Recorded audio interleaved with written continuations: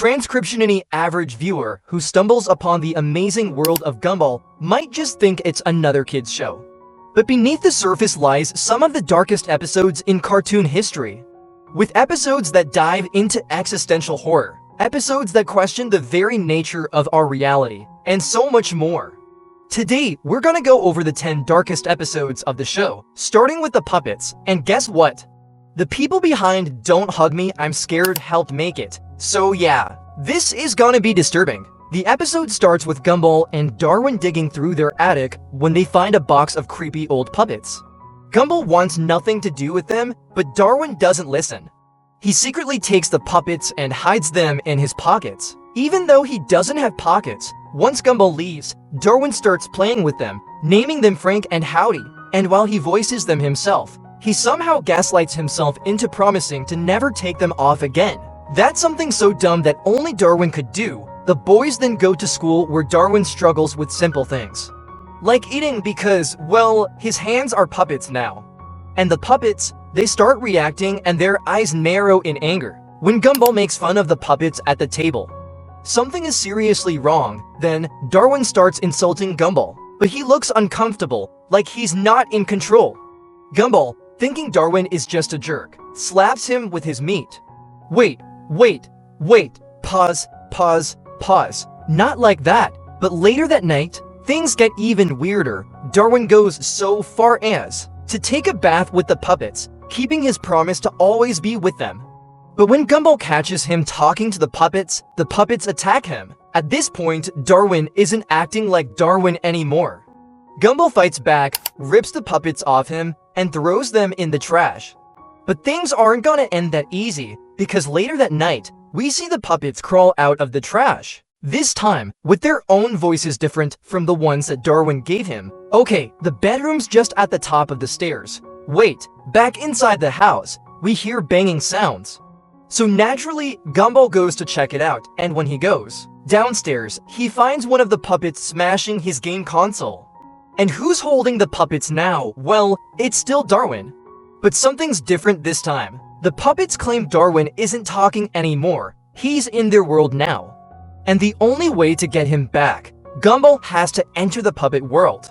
So he puts on the Grady puppet, and he gets transported into the world. And this instantly gives me Don't Hug Me, I'm Scared vibes. Gumball himself is now a puppet. Something about the colorful world is just so unsettling, when you know, in reality, it's just a mask for the true horror behind it. So Gumball walks around exploring this imaginary world, recognizing a lot of the objects he sees with eyes as toys from his childhood. But then, we finally get to the house that Darwin's in, where he's joined by the Frank and Howdy puppet that are now life-sized. This has to be one of the most disturbing visuals I have ever seen in this show. Everything about it symbolizes that Darwin is trapped here forever, with no hope of ever escaping. The fact that it's masked in a pure childish appearance only makes it even more terrifying. Anyways, Gumball comes barging in to try to save Darwin, until Grady slowly comes in and explains that this is all a setup. They close the doors, trapping Gumball and Darwin in the empty room. And finally, we get to see the true horror of this world, as we watch the puppets now play with Gumball and Darwin, explaining their plans to torture them for eternity. Luckily, Darwin found a loose string, which dismantled all of the puppets that were controlling them. And we get some very uncomfortable scenes of the puppets breaking. Gumball and Darwin then realize that this whole place is just powered by their imagination, so they blow it up and escape. Later that day, they host a yard sale and sell the puppets to a random kid, passing the horrors of this episode onto the next generation. Truly a wholesome ending. The idea of toys coming alive and consuming your soul in their world, and playing with you for all of eternity while torturing you is horrifying. But this next episode brings the horror to another level. At number 9, we have The Doubter. This episode kicks off with Gumball waking up in the absolute worst mood of his life. And like any reasonable person, he decides to spread that negativity to everyone else. But then, in the most main character moment possible, Gumball wishes that everyone would disappear so he could finally be alone, and guess what? It actually works. His family literally vanishes in front of his eyes. No family, no friends, no classmates, no people, just Gumball in an empty, apocalyptic ruins of Elmore. This episode dives into the horror of something called a liminal space, which is based off of a location that usually has a lot of people, like a school. But a liminal space is specifically when that place is empty. There is something really creepy about that in my opinion. After realizing that everything is gone, Gumball is thriving. He runs through the streets, screaming at the top of his lungs, eating whatever he wants, and doing dumb nonsense with zero consequences, truly living the dream. But after about 5 minutes, reality sets in and this is actually terrifying. The town is just wrong. Things are a little too quiet, the buildings are all abandoned, and even the background music is unsettling. Gumball realizes that maybe wishing away all of his existence maybe wasn't the best idea, but this is where things start to take a creepy turn. He goes out of his house and looks around the street to see that the Joyful Burger is now renamed to the Misery Burger. Captain Crunch is now renamed to Captain Crud. The economy is ruined. Well, that one actually isn't much of a surprise. But then Gumball's distorted face we've seen throughout the episode comes back and makes him start saying evil things. And shortly after this, the darkness starts invading the world and taking over Elmore. Gumball tries his best to run away until he's backed into a corner of his house with nothing but darkness surrounding him. Wait a second, he didn't die or anything. Everything's just dark now. So Gumball starts exploring until he squeezes something squishy. Hey, yo, what is my boy touching? Okay, thankfully, it's just the sofa. Anyway, Gumball then starts thinking of ways to escape darkness until he remembers an inspirational quote from his dad. When you're feeling down, you need to get back into the swing of things. Boom, just like that, everything goes back to normal. But it turns out the entire time Gumball was just sleepwalking. Hey, wait a second, I knew he wasn't just squeezing the sofa. This episode is legitimately terrifying. Like, why did Cartoon Network allow this level of psychological horror in a kids show? The Abandoned City, The Void. This could have been a full-on creepypasta. 10 out of 10 episode, but I would not want to experience this in real life. But coming in at number 8, we have The Burden. This episode starts in Principal Brown's office, and something immediately feels off. The man is in the middle of waxing his own fur, and to make it even worse, Gumball and Darwin are now scarred for life because they watched that whole thing.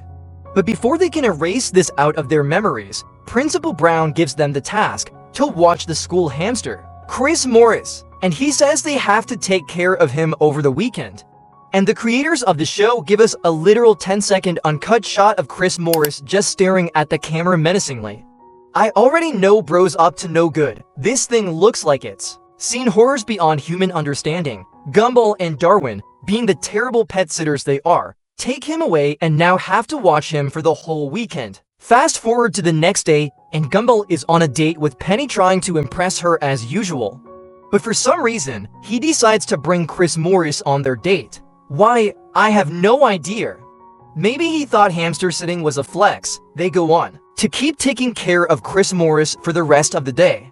But then, because of plot convenience and pure stupidity, it turns out that they accidentally got Chris Morris confused with a bowl of fur from Principal Brown. Yes, they have been literally taking care of a hairball all day. Meanwhile, the real Chris Morris is out in the wild and they have no idea what he's doing. So they rush to school to try to find the real Chris Morris. But it won't be easy. This hamster is playing for chess. He slinks through the shadows like some sort of demonic rodent ninja. The boys catch up to him, but every time they think they have him, he's already 3 steps ahead, or more realistically 3 steps behind. Bro walks at 1 mile per hour, but somehow, Chris Morris just keeps getting away. So after a long chase, they end up with Chris Morris in Principal Brown's office. But right when the cops are about to bust Gumball and Darwin, Chris Morris decides to save them by waving them into a cabinet he's hiding in. Gumball and Darwin are confused by why he would do this. But it turns out Chris Morris didn't want Gumball and Darwin to be trapped in prison, just like Chris Morris has been trapped in a cage for his entire life. Wow, who knew such a dark video could have such a humble ending? Decide to release him back in the wild. He'll get there eventually. It's so Gumball and Darwin thank Chris Morris for his good deed, and might take him a while. While we're waiting for Chris Morris to get back into nature, let's talk about the 7th darkest episode, The Limit. This episode starts off completely normal, which in Gumball logic means things are about to go off the rails. The Watterson family is going grocery shopping and Nicole tells the kids one simple rule: no buying candy. Now, you already know this isn't gonna end well, especially when Richard's in the episode. Gumball, Darwin, and Annis, being the gremlins, they immediately start plotting on how to get their hands on some candy. But unfortunately, all of these attempts fail. At this point, they're desperate. So they go full-on rebellion mode and declare war on their mom. Nicole reaches her breaking point. Like literally, she fully snaps, becoming a monster. She chases them through the store and the animation begins shifting. Her movements get unnatural and her expressions become more exaggerated and monstrous. The kids realize they've made a terrible mistake. They push their mom to the absolute limit. Get it? At one point, she even gets tased by a security guard, but it doesn't even affect her? Oh yeah, and she also looks at the dude menacingly and ages him by like 50 years. I wonder how that works. At this point, this is just terrifying. Nicole has ascended far beyond cartoon logic. But eventually, it seems that Gumball and Richard are concerned with Nicole running directly at them. That's until she runs into the ceramic wrap that they place there. And then Darwin and Annis come in the other side, placing ceramic wrap there too, completely trapping Nicole like a caged animal. This is until she looks into the mirror and sees what she's become. After realizing her mistake, she apologizes to her family and goes back home. But the kids did a favor for the guy and still end up getting candy at the end. So I guess it was all worth it. I wouldn't ever want to be on Nicole Watterson's bad side. Ever. No dot. But coming in at number 6, we have The Dream. The episode starts with Gumball waking up in the middle of the night furious. Why? Because he just had the worst dream ever. In this dream, Darwin stole his girlfriend. Yes, Darwin. His best friend, his brother, his own flesh and blood. Wait. Are they even related? Gumball wakes up seething with betrayal, and like any logical person, he decides to hold a grudge against Darwin in real life. Yep, cause that makes sense. The next morning, Gumball is big mad. Gumball finally snaps and accuses Darwin of stealing Penny, and Darwin responds by saying, "Bro, it was just a dream," but Gumball doesn't care. In his mind, Darwin has already committed the ultimate betrayal. This is where things kind of get creepy. Instead of snapping out of it, Gumball spirals deeper into his delusion. The way this episode plays out, it's almost like Gumball is losing his grip on reality. So then, Gumball gets the genius idea to test Penny's loyalty. He offers her a blue and an orange cupcake, waiting for her to choose the blue one because, well, I mean, obviously Gumball's blue. But she ends up picking the orange one, which upset Gumball, so he shoves the blue one in her mouth to make her eat it. But this was a big mistake though, because she's actually allergic to the color blue. So then, Gumball's presented with another problem, giving her the blue pills or the orange pills to fix her allergies. And bro obviously picks the blue ones because he didn't look close enough and see that they were actually thumbtacks. The man just sabotaged himself, so to settle all this, they make a device to go into each other's dream to settle the beef. Which, my god, they dream about some dark stuff. But when they finally get into the right dream, Gumball replaces Penny's face with Sussy. Now, Darwin is mad and the cycle starts all over again. At this point, the horror isn't even about the dreams anymore. It's about how one irrational thought could completely destroy everything. Gumball realizes Darwin was never trying to steal Penny. He ruined his own relationship for no reason, and he let a dream turn into reality. That's pretty dark, but now we're on to the top 5. And if you thought these videos were already dark, you've literally seen nothing. Coming in at number 5, we have The Scamp. This episode starts with Miss Simon running a Halloween-themed show and tell event. Everyone's bringing in basic stuff like costumes. But then Gumball steps up and decides to tell a real scary story, and boy, does he go all in. He starts talking about Gargoth, a demon beast who was banished to the underworld, but if you say his name too many times, he comes back, or at least that's what he says. Naturally, Gumball, being the absolute menace that he is, says Gargoth like 20 times in a row. And then stuff starts floating, chairs move on their own, the lights flicker, the class starts losing it. But here's the thing, it's all fake. Turns out this was just a scam set up by Carrie, Gumball, and Darwin. Carrie, being a literal ghost, is using her powers to fake a haunting. And the boys, they're using it to scam everyone out of their Halloween candy, which is just absolutely devious. At first, everything is going perfectly on their candy heist. Carrie haunts the school, scaring the life out of their classmates. And then Gumball and Darwin show up as paranormal ghost hunters, quote-unquote diminishing the demon the terrified students pay them in candy. And they start racking up sweets just like they hacked Halloween. Even Darwin, who felt bad at first, fully commits. Because mostly, he's trying to impress Carrie. At this point, they think they pulled off the perfect scam. But then, they summon Gargoth, but this isn't Carrie doing it this time. This is real, and it's absolutely terrifying. Gargoth is a massive, shadowy demon with glowing red eyes and an endless hunger for candy. Or souls, probably both. Gumball and Darwin are now absolutely panicking because they scammed their way into this.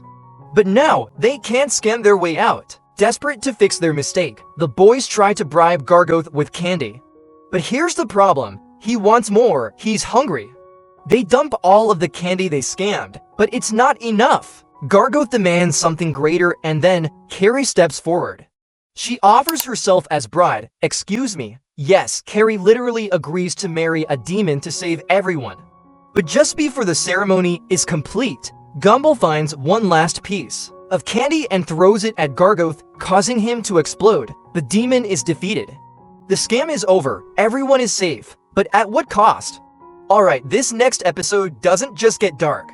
It destroys the very fabric of our reality and leaves us with one of the most terrifying cliffhangers in Gumball history. Coming in at number 4, we have the disaster, where we start off way too happy.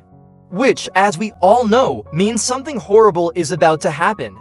The Watterson family is singing a joyful road trip song on their way to the mall. They're laughing, vibing, everything feels suspiciously perfect, and then, boom, the car gets hit hard. But this seems kind of unnatural. Why would this happen? Well, the person behind this is no one other than Rob, holding a remote that literally contains powers to control the universe. If you guys don't know, Rob is basically the main villain of the Gumball universe. And it's safe to say that Gumball and Rob have had their fair share of beef in the past. Now, Rob has always been an outcast, a forgotten character from the void, who remembers things no one else does, but this time, he's had enough. He's done with being ignored, done with being the loser, done with playing by all the rules of a world that forgot him, and now, he's taking control. He pauses time mid-crash, leaving the Wattersons frozen in mid-air like puppets. He messes with the subtitles, making Darwin think that Gumball insulted him. He turns off parental controls, making Nicole and Richard go at each other's throats. He rewinds Gumball's love life, erasing all of his progress with Penny, and so much more. At first, Gumball doesn't realize what's happening. But then he starts noticing things. This isn't a prank anymore. This is Rob playing God, and worst of all, no one else realizes it. Once Gumball finally realizes that his entire world is being rewritten, he confronts Rob. At one point, Rob grabs the remote and aims it directly at Gumball. And this is where he reveals the truth. Rob isn't just trying to ruin Gumball's life. He's also trying to erase him from existence. Rob is tired of being the one left behind, tired of being the forgotten character from the void, and tired of being the bad guy. So what's his solution? Making Gumball the forgotten one. And just when he's about to use the remote to push Gumball into the void, conveniently, his remote dies. But to make sure he gets rid of Gumball, he throws the remote into the void, making Gumball have to go in there if he wants any chance of saving his family. And then the episode leaves off on a cliffhanger. But luckily, it picks back up and gets even darker in the third darkest Gumball episode, the rerun. Gumball and the Wattersons are back in the car, singing that same road trip song, heading to the mall. Well, those were the 10 darkest Gumball episodes. I just started the channel and I have so much more insane content planned for you guys in the future. So I just ask one thing, subscribe. Oh, what? You thought you could just ignore me? Come on bro, I see that you didn't subscribe. Yeah, there you go, that's better.